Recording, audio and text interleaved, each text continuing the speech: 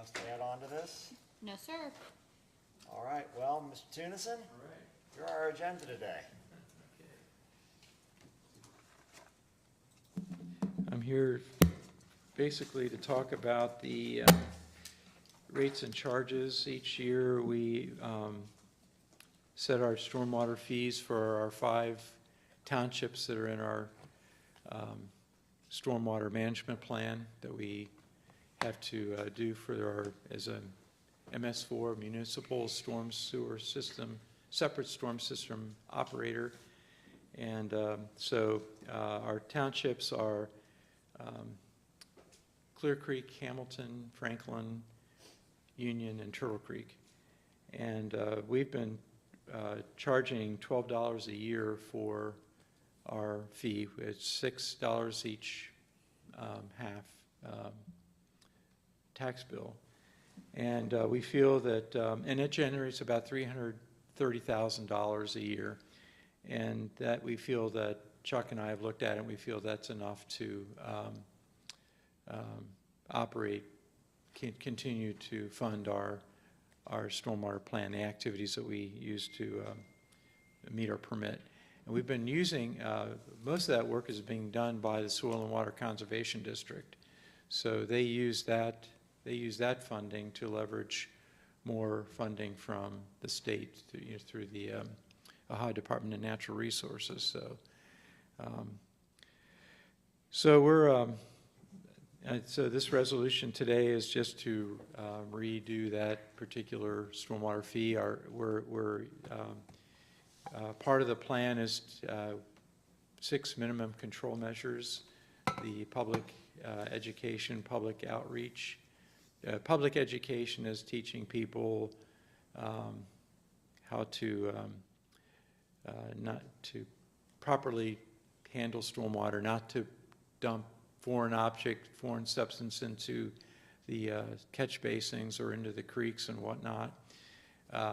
Public outreach is how you can improve things that the public can do to improve stormwater flow. And it's all kinds of things that the Soil and Water Conservation District has a van that has educational things. They've got the kinetic sand where people can, school kids can learn, how water flows. That it'll have they can create a table they create mountain or hills and valleys and things like that, and then there's like a LiDAR that actually goes over that and shows kids how contours work. So it's a pretty cool little educational tool. So we're funding those type of activities, and then you've got your illicit discharge, storm discharge activities, detection. We have to map our area to make sure that people don't, so that if there is foreign substances that end up in the creek, that we can trace back where they came from. That's a mapping element that we do, and we do that through our GIS. And we also work with the Public Health Department on illicit, not illicit, well, it's illicit, but it's where we have septic tanks that are leaking and leach fields that aren't operating properly, that are discharging into streams and whatnot. So we keep track of things like that with this program. And then we have our construction discharge, our permit. We have, everybody has to, when they do a subdivision or any type of earth disturbance area of an acre or more, they'll have to get a state permit. But we're the ones that the Soil and Water Conservation District actually has staff that goes out and makes sure that the contractor is following the permit requirements. And then we have post-construction controls that are storm detention basins and things like that, that my office reviews. Chuck has been doing that, making sure that the detention basins are properly sized. Soil and Water will go out and make sure that these detention basins are properly maintained. And then we have good housekeeping minimum control measure where each year my highway staff and other highway staffs get reviewed by the state, or I'm sorry, by someone as part of the state permit to make sure that we're storing our materials, our chemicals and things like that, our salts covered properly, that it's not, that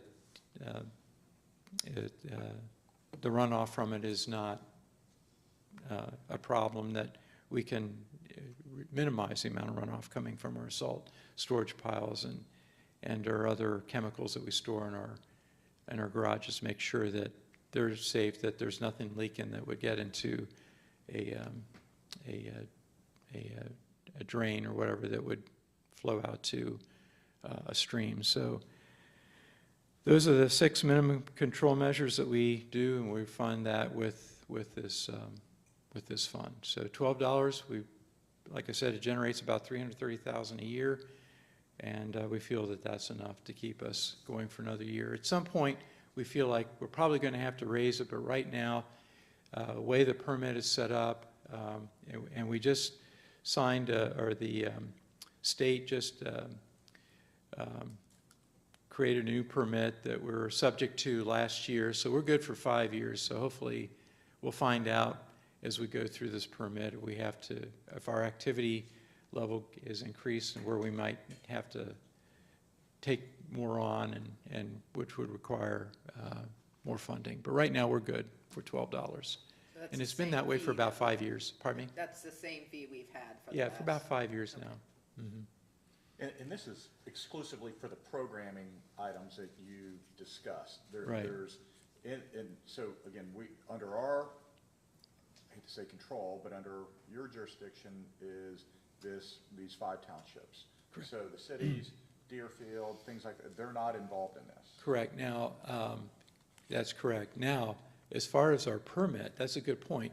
As far as our permit, we've got 3 villages and 1 city, South Lebanon, Village of Morrow, and Village of Mainville, are part of our permit, but they charge their own. They're not covered under this fee, but they are part of our permit with the state. So, but if and again, because we had this years ago, the situation, because I know it happened in Deerfield Township, what happens if now all of a sudden we're getting developments that are 10, 15, 20 years old now, that there's a substantial stormwater drain in somebody's backyard, they might not even know it's there, and it collapses. What happens? Well, then the property owners could petition you to set up a stormwater district to handle that. And there is provisions in section 6117, which is, it's under the sanitation, it's the same section of a revised code that set up the sanitary district, but it was expanded back in 2000 to allow stormwater to be included in that. So, Because it's a double-edged sword, right? I mean, it's one Yeah. thing that we're conscientious of, hey, grandma's backyard just caved in and she doesn't have the money to replace it. Yeah. But yet, as soon as we open up Pandora's box potentially, then every stormwater problem in someone's backyard in the entire county are we then responsible for, which could be tens of millions of dollars. well, I mean, again, that could be handled much like a sanitary sewer. I mean, the property owners could petition you. You could decide, no, we don't want to do it. I mean, but Deerfield Township had set up a stormwater district where they could address those type of issues, and they elected to handle those problems, the couple problems that you just pointed out. But yes. So it's not necessarily just because you fix one, you're gonna fix No, everyone. correct. There's still a process that you could use to evaluate whether it's to the public good to take on that Yeah, project. because the only thing in the back of my mind is looking into the future, into the crystal ball, knowing the older some of these newer Yeah. now old new subdivisions are getting, that this is going to become more and more of a problem, I would think, from an engineering standpoint. And do we slowly start building up a reserve of money to address those? You know, instead of all of a sudden, we've got a $400,000 problem we've got to address next month, do we throw an extra dollar or two on and start building up several $100,000 over the next 3 or 5 years just to address that? Or do we, and again, I'm not saying we have to do that, but, or do we just wait until a problem happens and then we look at it and try to figure out a funding mechanism at that time? Yeah, you would not be able to do it through the particular stormwater fee that we're collecting for So this is, MS4. This so is segregated. strictly This is for, only for the program. yes, yes. And if Okay, you want to so- do anything else, it would require another fee. And we would not be able to, I think we've been through this before, we would not be able to do this through a tax assessment. We would have to do this through a bill, much like the sanitary, like the sewer department, water and sewer department sends out for their, they're not covered under Right, that's right, because I remember we vetted this Right. thoroughly years ago. Yes. And Probably when you first came into office, I think 2005, so there was tier 1, 2, and 3. Right. Each tier was something separate in terms of the programming under the tier, and you chose not to enact tier 2 and 3 at that point in time. right. And that's about the time that Deerfield, that you're recalling, that subdivision had a sinkhole or something in the back where the stormwater system was. And the problem with creating a fund is just that one circumstance would have consumed the entire fund. And then people would have been paying into it, and then there wouldn't have been any money left to help anyone else. So they would have been treated differently.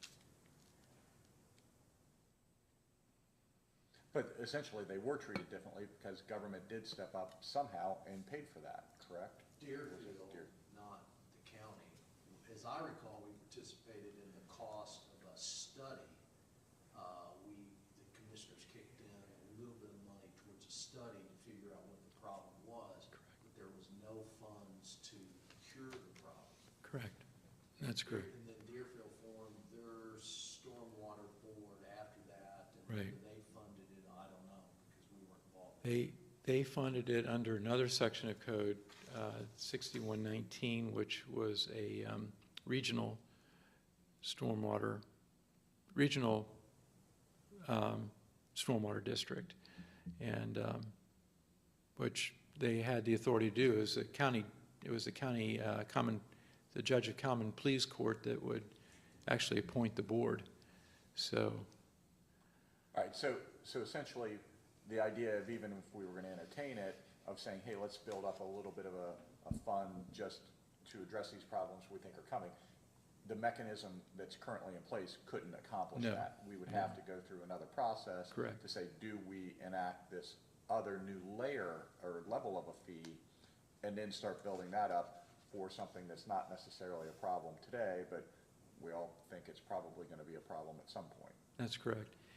And the fee that we set up back in 2005 really wasn't to actually physically fix a problem. It was really to do the engineering to figure out how to assess people for making repairs and whatnot. So we were just really generating an engineering fund for that. So, and it was pretty modest. It was maybe $1. Again, it was in the neighborhood of $1 a month or $6 6 months. It wasn't, we weren't charging a lot for that, but I think the fear was we're opening a Pandora's box, if I remember right, so. I remember that explicitly. If we start down this, then we own them all. right, can I ask you? Kurt, you got the, All right, so you're asking us today to put on a $12 annual charge on every parcel of real estate in the county, in Clear Creek, Franklin, Hamilton, Turtle Creek, and Union Townships. In is the that right? unincorporated areas of the townships. Well, I know those are unincorporated areas of the townships, but that's not all the unincorporated areas of the township, only those Of that- $10,000, where there's an improvement of $10,000 or more on the property. Okay, so let me see if I understand it. First off, it's only in the townships I listed, or is it in all the unincorporated townships? No, just the townships listed on the resolution. So why are many of the townships not included? Do they have their own plan through this NPDES Phase 2 program? They are not included. The Wayne Township, Washington, those townships are not included because they're not what are called urbanized townships, where they have 1,000, they have tracts of population 1,000 or more per square mile. Is that the? That's the threshold, And that's required by federal law? federal law. Okay, so the reason why you've listed these is because they meet that threshold or are not doing it themselves? Is that Correct. right? So Correct. Deerfield Township is doing it themselves? Right. They meet the threshold, but they're not part yeah, of it's this? both. They meet the threshold and they're not doing it themselves. Right, correct. Okay. So, next, with regard to the amount of money, are we the ones that have the ability to charge that amount? And how did you come up with that amount? Well, we figured out how much we would need to carry out the program, and then we took the number of parcels that would be eligible to be charged, and came up with $12 per parcel per year, Okay, and so how much did you believe you had to raise then, total? $330,000. $330,000, okay. And so each one of the parcels in those townships are charged this, and that would be $6 per half? Is Yes. that right? All right. Which they've already been paying for how long? This is. Since 2005. All right, so this doesn't increase the amount of money they pay, it's just a continuation of what Correct. they're doing all along? Correct. And that's- We've had various charges. Over the years, we've had various charges. We started out at 10, we went to 12, we went to 15, and we dropped it back to 12. So we've been, like I said, we've been at that for at least 5 years, maybe even longer, but we haven't made a change in our charge.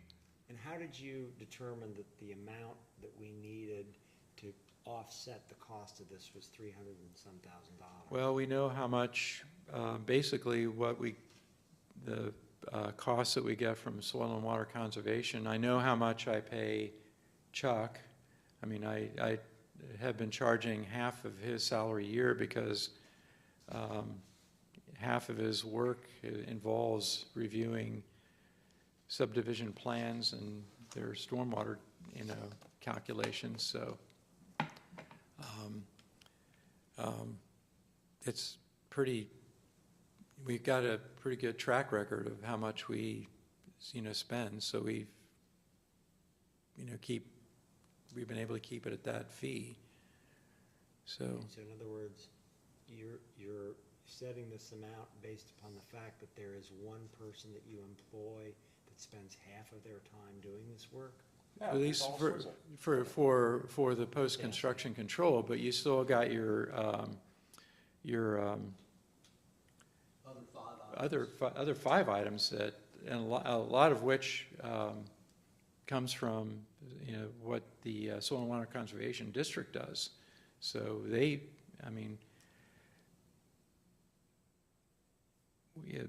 we know how much we've been spending, and until we see, like I said, and if our activities pick up because of certain requirements in the permit, then we'll be coming back to you and wanting to raise it somewhat. We'll get a better estimate of our costs and then adjust them accordingly. I'm just asking to understand how we determine the cost. that's all. Yeah, no, it's basically, it's a history of how much we've been spending, you know, how much time we spend on these various activities, so. And that's individuals that you employ are spending that time. Correct, correct. Okay, so besides the one individual in their half the time, you've analyzed the time of other people in the office for determining their time too? Is that how this is come up with? Yeah, we talked this over with Molly Conley from Soil and Water. I mean, I should have had her come, but we've have know pretty much what we all do and how much it's going to cost to do it for the coming year. Now, we may get into it next year and find out, gee, there's some activities here that we're spending a lot more time. And this time next year, I'll be coming back, well, we may need to adjust this. But right now, we're good at $12 And so how frequently do you come back to have us do this? once a year. Once a year? Mhm. All right. We have to do that. We have to certify this by the second Monday of September in order to put this on the tax bill. Any other questions? Kurt, you have thoughts? I was just going to mention, to your point, Dave, about thinking ahead to the future. I mean, I think that's something that we need to be thinking about, you know, at some point, just because there are, you know, stormwater features on, you know, people's properties in subdivisions. And at some point, like you mentioned, the new subdivisions are now, you know, 20 years old. You know, many of these, you know, homeowners, property owners may not even know that they've got subsurface drainage. And then all of a sudden, not that every one of them, I'm not saying every one of them will fail, but at the same time, I think it'd be better to be proactive, thinking ahead to have something in place, you know, as we move forward, because I think about all the subdivisions, not just in, you know, Deerfield Township, but Hamilton Township, and that have developed all about the same time. And it's going to be a potential challenge, you know, for the future. So it's definitely something to keep in mind. Yeah. So I just know for a fact, so many of those early 2000 developments, before we got into a lot of the regulations, before we kind of clamped down, we were growing like a weed. And there were so many fly-by-night developers, so many fly-by-night contractors that came in. And honestly, I'm surprised it hasn't been more of a problem yet. And so I just know at some point, you're going to have a couple of major sections of a major pipe that's in 3 or 4 people's backyards that they had no idea it's there, and now all of a sudden it's collapsed, and there's a $300,000 bill to fix it, and they're coming in saying, how do we do it? And then we say, well, we're going to assess everybody around them, and then you're going to have a packed room of, wait a second, this isn't my yard. Why am I paying for it? Right. That is what's going to happen. right, no doubt about it. I mean, we've even had thoughts of, you know, maybe, you know, as future subdivisions come on board, you know, maybe there's a way to, or there is a way to maybe make each subdivision a district per se, you know, such that you could cover that. You know, and Neil, I would defer to Neil and Chuck on that. But anyway, that's just, you know, the proactive thought of, I would just put some thought into that because it's coming, because I heard those arguments back then, and it's a valid argument that oh, it's on your property, it's a civil matter, it's between you and the developer. Developer's out of business. Well, it's between you and the contractor. The contractor's been gone for 15 years. it's yours. It's on your property. Yeah. You fix it, even though it serves 300 people, but it's on your property. Bruce, should we be thinking about it like that or no? I won't play devil's advocate here. I don't agree with what Kurt is saying, and you, from the standpoint that it causes me angst to think that the government would end up being responsible for this. We have no obligation, our plats address that, and whether these people are savvy enough to know that, probably not, and being fair to them. But we have no easements, we have no way to get on their property to fix these things, that's all for a reason. And if the people think that government is responsible for this, then they will expect it. At the same time, I will admit, however, that because of this program, the fact that we have not only post-construction, but construction review and approval, they believe it is our responsibility. So if Neil's office and Chuck review a set of plans, this is the design for the stormwater management system for the subdivision, then it fails, then the people are always alleged that it's our fault, the government's fault, because you approved this. So it's a catch-22. The people are going to expect that we're responsible. We get sued a lot of times over these kind of things, and we typically get out of those cases on summary judgment because we don't have that responsibility. So I appreciate it's a struggle for you guys to deal with, but again, what happens if you have a big failure and then your pot has so much money in it? Are you going to use all of it to fix their problem? How are you going to allocate less than that to a problem because you know multiple people are going to have it? So it's a difficult thing to deal with, and I just happen to believe in this personal responsibility, and if it's on my property, I'm sad enough to know that it's on me, but there's no easement, there's no way for us to get on their property and fix these things. And townships deal with it, they get those calls, but there's nothing they can do about it either. This is why we have homeowners, why we want homeowners associations for them to pick up, because to Bruce's point, when we sign plats, we make it very clear that the county commissioners are not responsible for stormwater outside the right-of-way. The easements, it's a very specific, clear statement.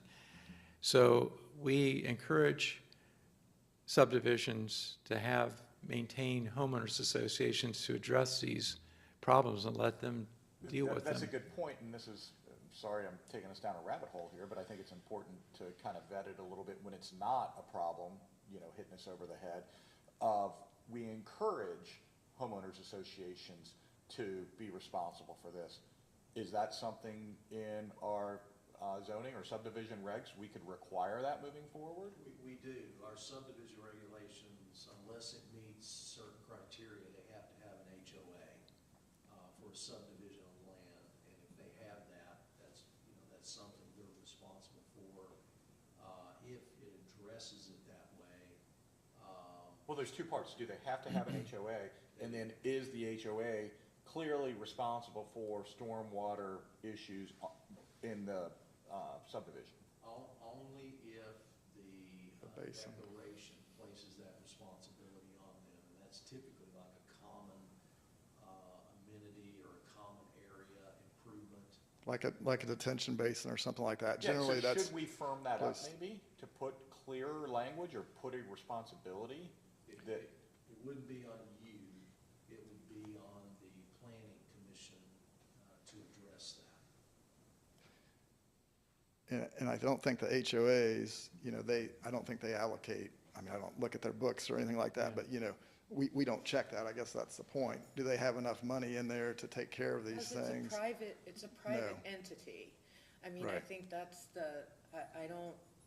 I think private entities should do what a private entity wants to do with respect Right. to managing their own, the area and that's within their domain. I would not want to dictate more than is necessary what would have to be in those covenants and requirements of that HOA. Right. Yeah, Good and point. only if there is a statute that enables them to dictate that, and without going back and looking up, maybe there is, I'm not sure that there is. I would be So surprised. far. But HOAs have the authority to assess their properties, their members in the subdivision. So if it is an HOA problem, even if they don't have a fund, they can assess the people kind of like we do on public properties, water, sewer, et cetera. Right, I'm just throwing a bunch of ideas out to, because, again, I was moved, because, again, I'm a fairly limited government guy, but when those people in Deerfield showed up, and they're just looking at us like, what do you mean, you guys, I just thought this was like everything else. You signed, like, I remember that now, Bruce. Yeah, you guys signed this. This is your signature. You reviewed these. It failed. You know, now I'm looking, I didn't even know it was back there. And you're saying it's my problem?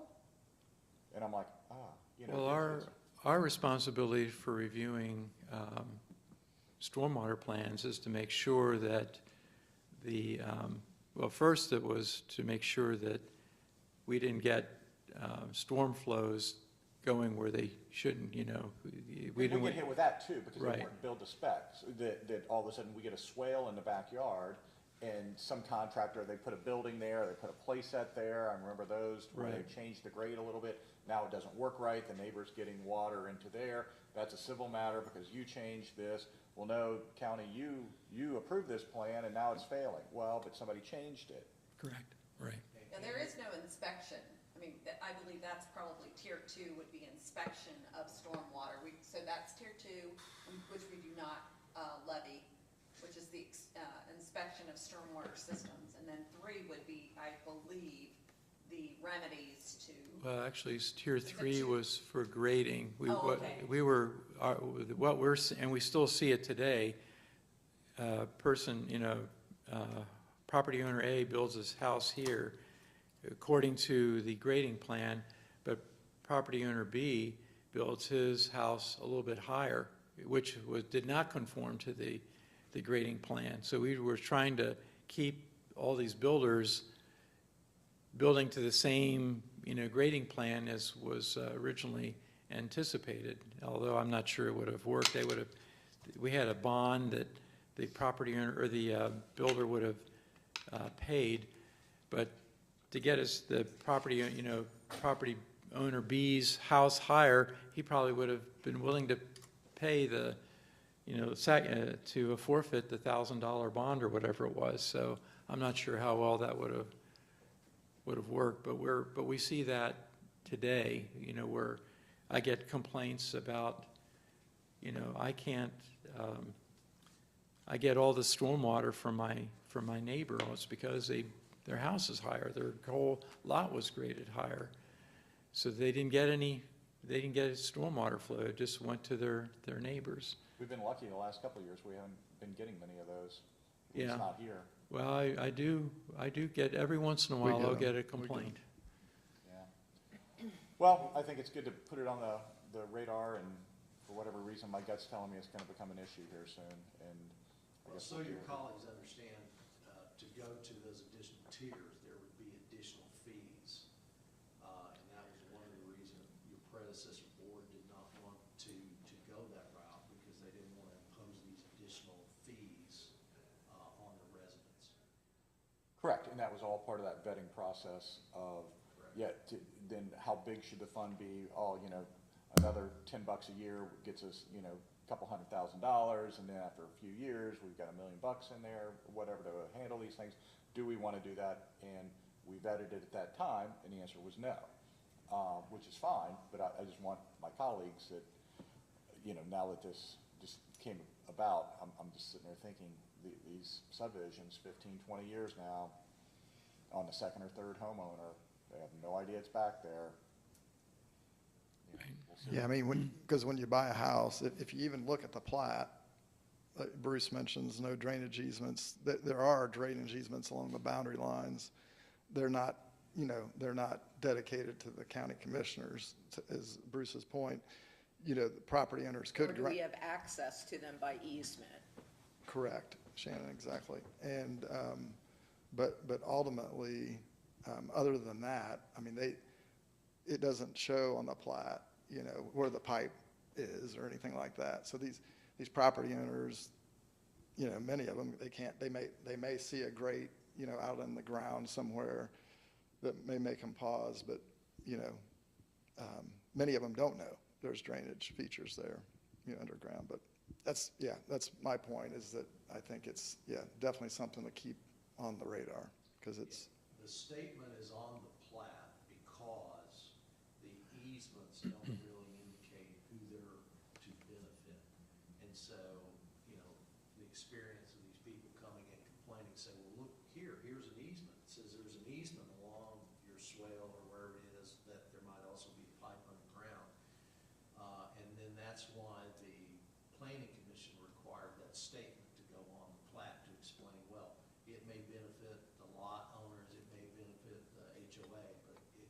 it's not the county's responsibility or the township's responsibility. Right, I think it says something like it gives the developer, property owner, HOA, the ability to go back in there and grade. And it may say something like the township as well, but yeah, Bruce is right, it takes all the liability off the public agencies. So, Okay, you don't need to take any action today, you need to continue to your next hearing. We have don't we have, we have to, You have to have 2 hearings. okay. We've never had a No. hearing. No. Whether we perpetuate failing to comply with the law is not a good practice. The statute always has required, and does require, I checked it as recent this morning, it says you have to have 2 hearings. So I'll make a motion to close this public hearing. Just continue progress. Oh, I thought it was if it's 2 separate hearings, or it's just over 2 dates? It's required to have 2 hearings. Well, then- Yeah, you can close the first. Yeah, no, that means we close this one, because that's a second, it's not a continuation, means it's one more, that's the same hearing. So if we're gonna be technical, let's be technical, Bruce, we gotta close this hearing, right? I'll make a motion to close this Gotcha. public hearing. Second, Call the roll. Mr. Grossman? Yes. Mrs. Jones? yes. Mr. Young? Yes, So come back next week? sure. Whenever they schedule it. Is there a rule on how far apart the hearings have to be? The actual statute says we have to have 2 hearings with It regard, does. with regard to assessing the fee for these permits or whatever. You have to have 2 hearings on that, and that's done by state law. It's 30737, paragraph C, subparagraph 1. Okay, good, thank you. See you next week, hopefully. Right, yep. Yeah, I think you only have one thing on next week, correct, Tina? I believe so. Okay, well, thank you, Ian. I have a couple other Yeah, things sure. while I'm here. There's a resolution here for no parking on Wilkins. There's a section of Wilkins northbound just south of Terra Firma Drive where it was paved out for anticipation of a longer right turn lane into terra firma. And for some reason, it's not needed right now, but it's striped out for no travel. But we've got semi owners who apparently live in the apartment complex adjoining Wilkins. They've been parking their semi-rigs there, and I've been getting complaints from the township, who've been getting complaints from residents and motorists coming out of terra firma that they can't see past these vehicles. So I've got a resolution here to create no parking on that section. It's just a 250-foot section. That was on their consent agenda. Oh, was it? Okay, very good. And then the other thing I'd like to talk to you about, to put it on your radar, is to maybe extend the Racino TIF. I told you I couldn't remember what. We got the $4 million back in 2014 when we set up the Racino TIF, which we've spent.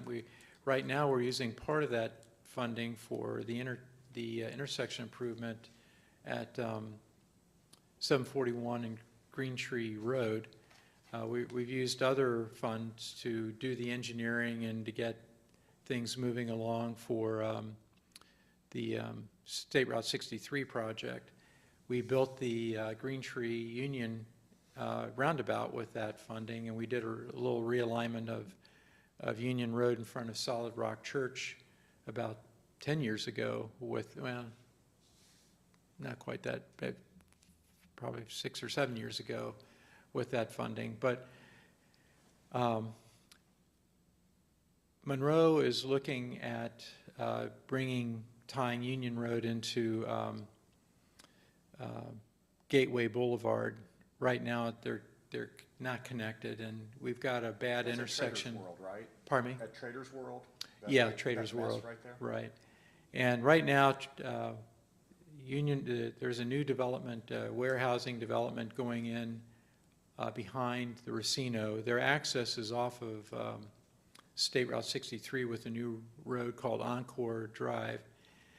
There is no connection to Union Road. But at some point, that probably will be connected. And Monroe would like to start looking at connecting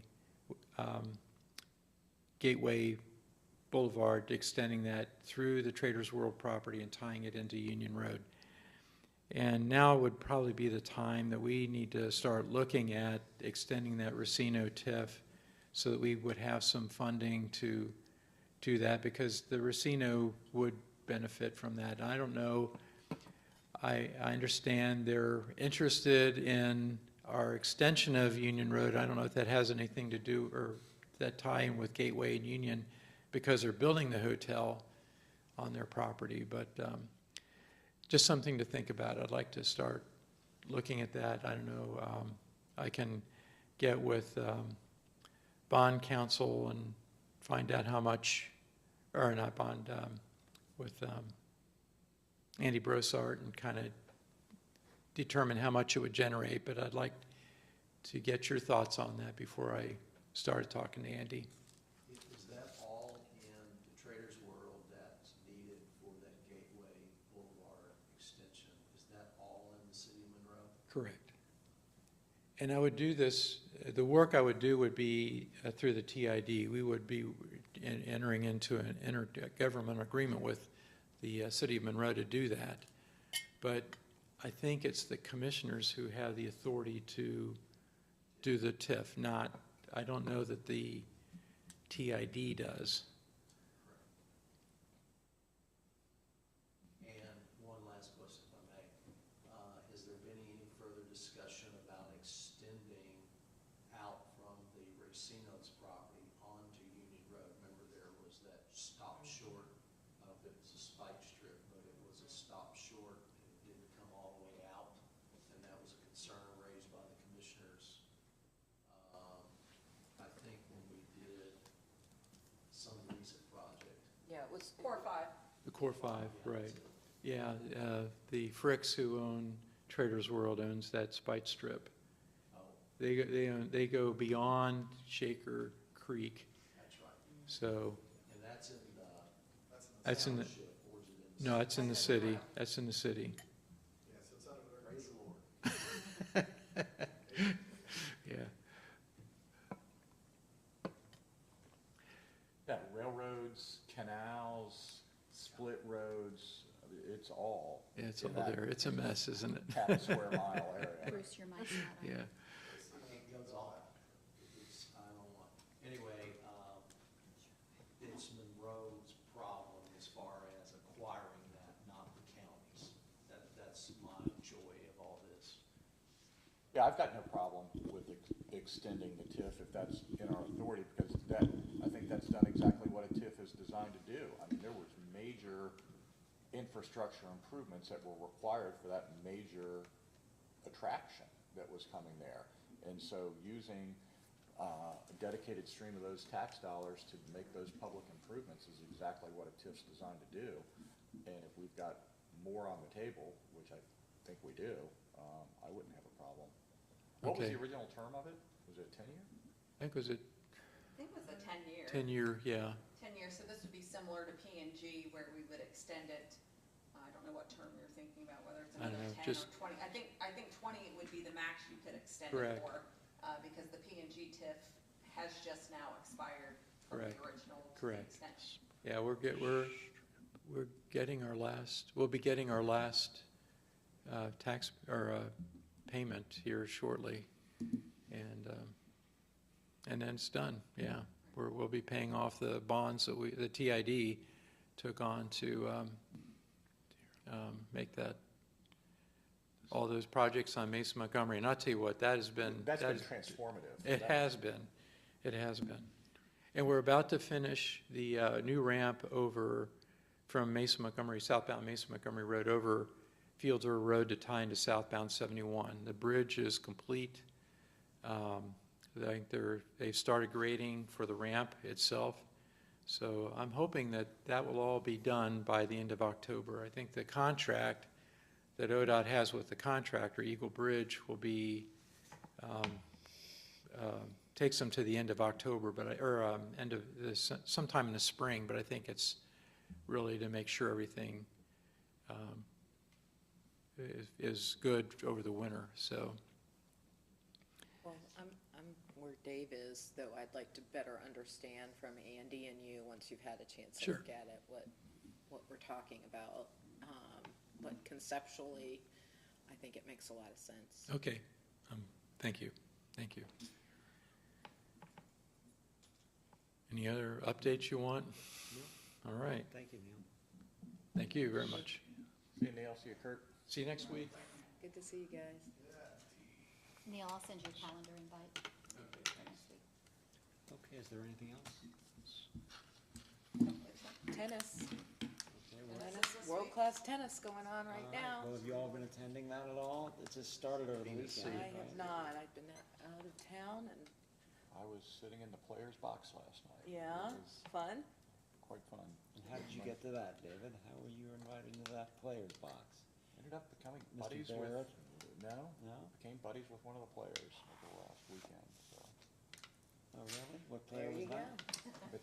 Matteo Berrettini, Italian, number 12 in the world. My people. Good young man, came over, hung out this weekend. Good guy. Excellent. Okay, well, good. So we have something though coming up with us on what, Thursday? Thursday night. I'm moving my daughter into OU on Thursday, so I will be missing it. So I hope it's a huge success, as it always is. You bet it is. Okay, well, I hope so too. Good. Anybody else have anything? Okay, do I have a motion to adjourn? So move. And yes. Yes, thank you.